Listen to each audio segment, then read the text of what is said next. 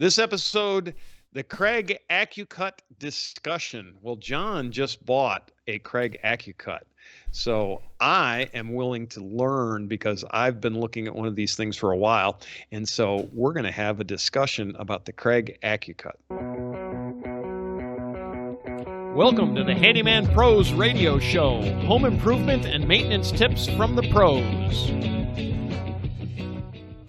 Thanks for listening to another edition of the Handyman Pros Radio Show, where our goal is to help save you time, money, and aggravation on your home maintenance and repair. This edition's entitled the Kreg Accu-Cut Discussion, and I'm here with my ever cheerful co-host and accu-cutting professional, Mr. Johnny. Johnny, what has been going on this week? Tell me about this tool. I'm very excited, but it is exciting. One of the things that I try to do is find ways to do multiple things with the tools I have. Correct. Without substituting another tool that I might have, if that makes sense. In this case, it's a table saw. Now, there's correct. Probably not a lot of, that it's hard to replace a table saw. Let's just put it that way. However, for a lot of things going out into the field, it's tough to carry a table saw. It's tough to carry even a portable table saw. And a lot of times if you try to cut big sheets, you want them cut accurate, and taking the sheet to the table saw is a pain in the butt. So forth and so on. Yeah, so forth and so on. So I stumbled onto this Kreg Accu-Cut, which converts your circular saw to basically a track saw. Right. So explain what a track saw is, just so people know. So this thing has two components to it. One is what's known as the track, and the other is a sled. The sled is where you put your saw and attach this onto the sled, and the sled then fits onto the track. And I'm quite pleased with. There's hardly any movement on the sled to the track, side to side. Yep. Which is very impressive. Yep. So I just want to step back on a track saw. So there's a tool out there called a track saw, and what it is and John just said it's a track, but it has a saw that's actually attached to the track. You tighten the track to the piece that you are cutting, either by clamps or by sometimes they actually screw them in. Just depends on the particulars of the situation, and then it gives you a perfectly straight cut. It's very much like if you go to one of the big box stores and they have the tables that have the saw blades on them, where you lay a sheet of, say, plywood up on the table, and then the saw runs down a track. Yeah. Now, obviously, in a shop you can have that tool, but they do make a portable version, and it is called a track saw, and you can look it up. But they're kind of pricey, Johnny. Gee, gosh, I looked at a Ryobi track saw. It was $400. So a Fest tool will probably set you back about $500 or $600 or somewhere in that neighborhood. For you guys who have them, that's the Mac Daddy. Okay, there's no doubt about that. But I wasn't going to lay out that kind of money because I'm going to convert my circular saw on this thing. Right, because it's basically a circular saw that's attached to a track anyway. That's all it is. That's right. That's right. That's right. Now, what I will say is that this thing is easy to use, and it is freaking dead on accurate. I could not believe it. And I'll explain this in a second, but the difference here that I like about this track compared to a long fence that you clamp. Correct. Okay. So everybody, if you're kind of with me here, is that, long fence, you might just lay your saw up against it, the shoe of the saw, and then push the saw down. The problem I always have with those things is that I start to wiggle it.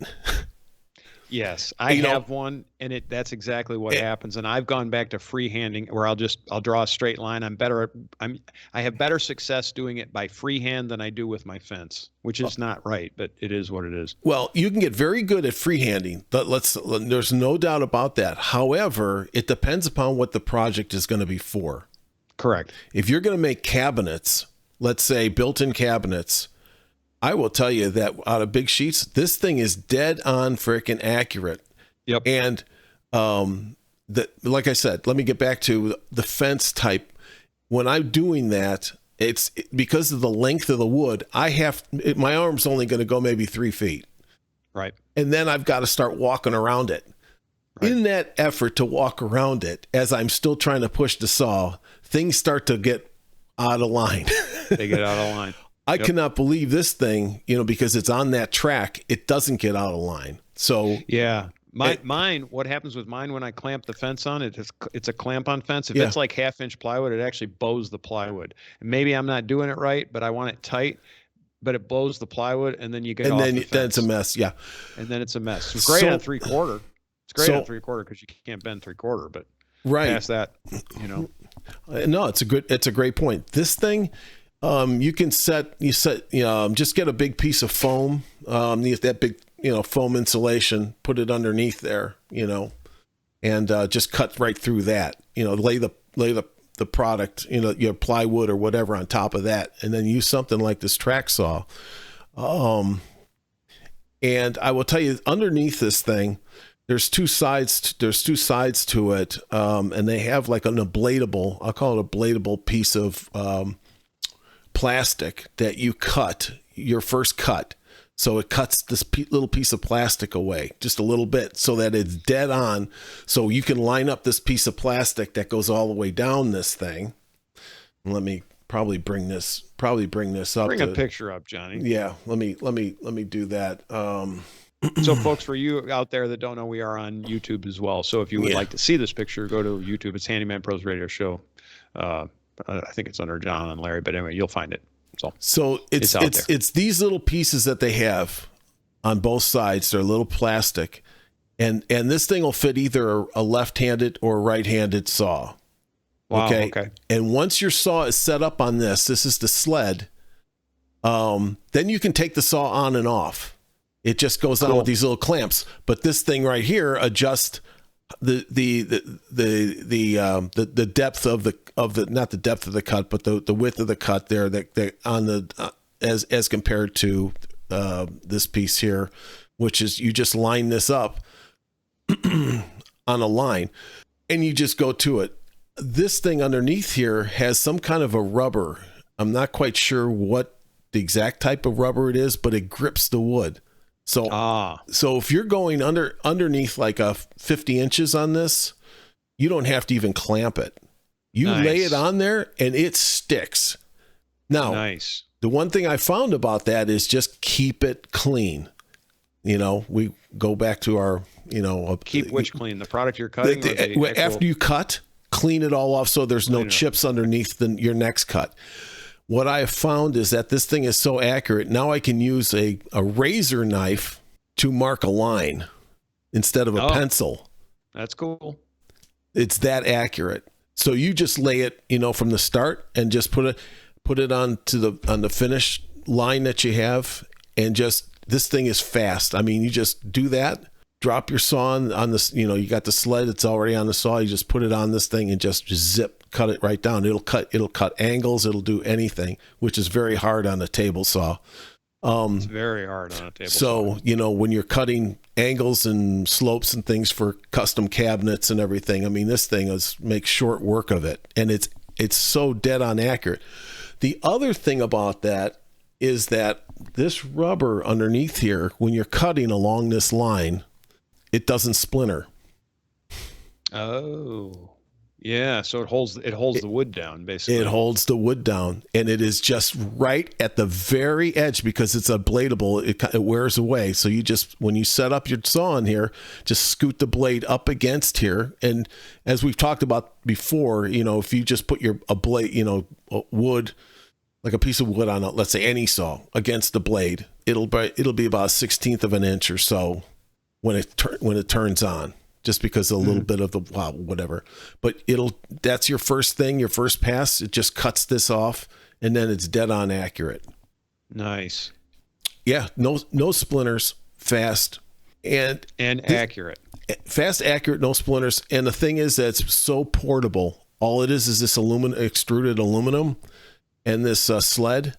So now I don't, for doing things like I would take my table saw, I can replace a whole bunch of that now with just throwing this in my car.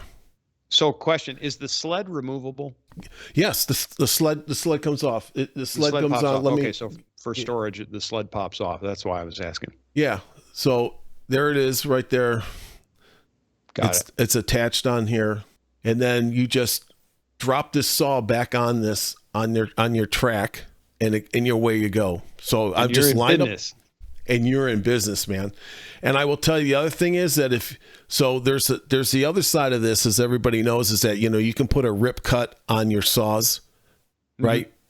Mm-hmm. The little ones that we always used.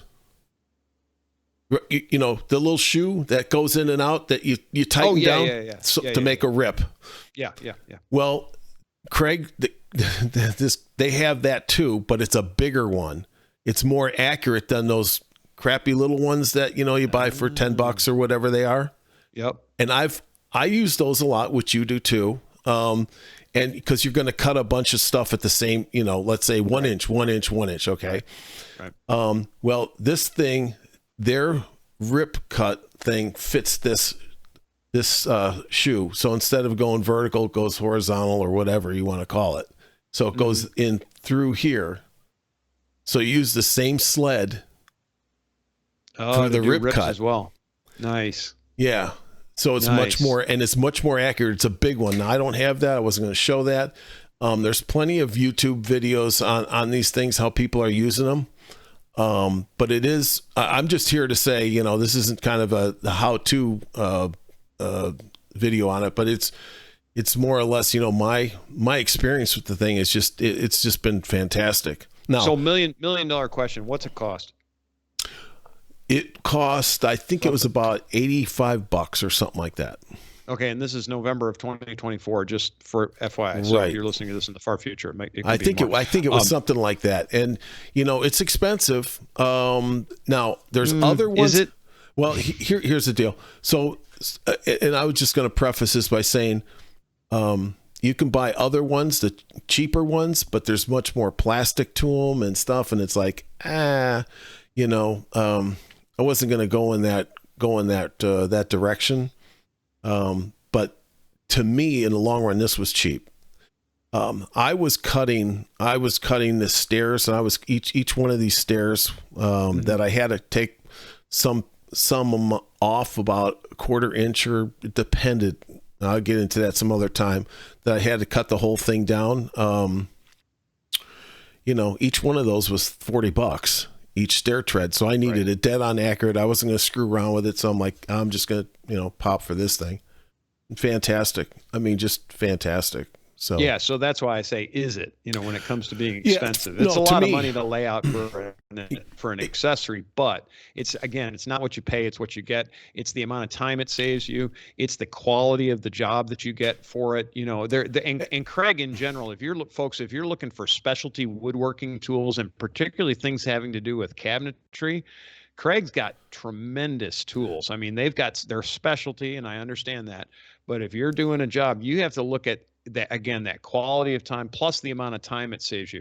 How fast is this thing to use, John? It's got to be pretty quick. Okay, it sounds really simple. Let me take that in two parts. One is that you set this up. You're going to set up your circular saw on the sled. So, and then you set up the sled to the track. Having said all that, give yourself about 20 minutes to get that done. But once it's done, it's done. You can take your saw on and off this sled from now on and just put it right back on, and it's all set up again. No, it's not. You don't have to do all that again.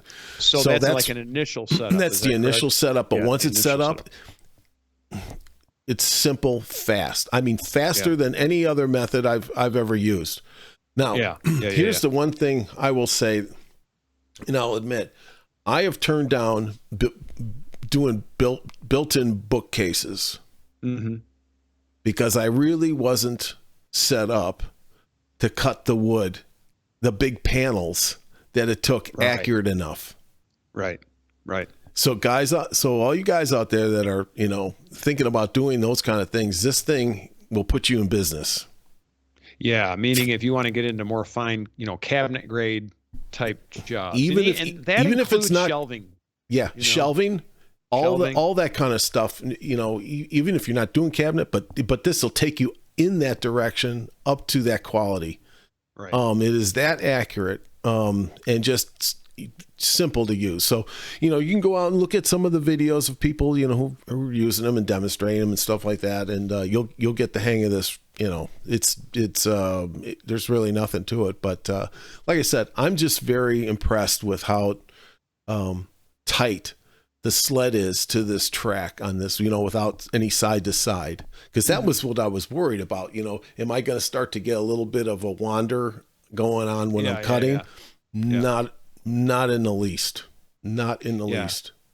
And I was glad to hear about the setup and breakdown time. I've kind of told you a couple of times, but I was setting up. I'm building a shed / I'm going to change it from shed to building because it's now 16 feet tall in the front. Anyway, I rented some scaffolding, and one of my big concerns was how long is it going to take to set the scaffolding up? Well, good design. The scaffolding that I rented is a great design. It took no time at all, and that no time is, of course, helped me speed up the whole process, which is why I was asking you about time. When you can do these things, when it's as easy as marking it out and marking a line and you just set it down and rock and roll, that's when you're really quote, making the money, if you want to call it. It's saving the time. That is one of the things that I was always concerned about when I cut big sheets, was that I don't want any wander going on, of the saw. And I'd always it just seemed to me like I was never accurate enough, if that makes sense. For a lot of jobs, if you're doing outside stuff, a little bit, that's not going to much matter, building some things. But for bookcases and other things where you want it dead on, I was always a little nervous about it. Not with this thing. Nope. And I will tell you this. So as you're using this, all the length of it, I think I bought the 4-foot one. So you can add on to this thing too. They sell you extra tracks. So you can get an extra track and extend the length if you want to do long sheets, say 8-foot sections or something like that. Yeah, you buy two sections. Right, and they sell the other one that's, a little bit, it's more, but you can also add to this one too. All it does, they just screw together, they click into each other. Yep. And then you just bolt them together. Oh, see, that's great too, because if you're gonna do longer stuff and you don't, for storage reasons or for carrying reasons, because we are mobile, that's by exactly nature, why. Mm-hmm. For me, that's a huge benefit because, again, that mobility, I don't have a lot of 8-foot space in my truck. I do, but it would be another thing that is in the way most of the time. Whereas 4 feet, I can get away with. I can put that on a shelf or something, No, and that's a big difference. So that's good to know too. That's a really nice benefit. Yeah. So I was just going to end it this way, is that, the thing about when you're cutting these long pieces, whether, like I was alluding to earlier, is that, I would have to stop and walk around and make sure the saw is still up against a fence or didn't want any to wander. Yep. But with this, I'm walking and pushing. And even if I'm not at the right angle to watch it, I know it's dead on. I'm just keep pushing, it's like, and I'm done. It takes thinking out of it. I mean, it really does. It takes that and all the concerns about, am I going to get a straight cut? So, hey guys, if you're into stuff like this, if you're to build bookcases and some of those kind of things, or some accuracy and easy plywood, it's a pain in the neck. It's a pain in the exactly. This thing's the bomb. Honestly, this thing is the bomb. So, Johnny, do they have one on the spaceship? That's my question. Except it's attached to never mind. I'm not going to say what kind of probe it's attached to. They had you on the sled. So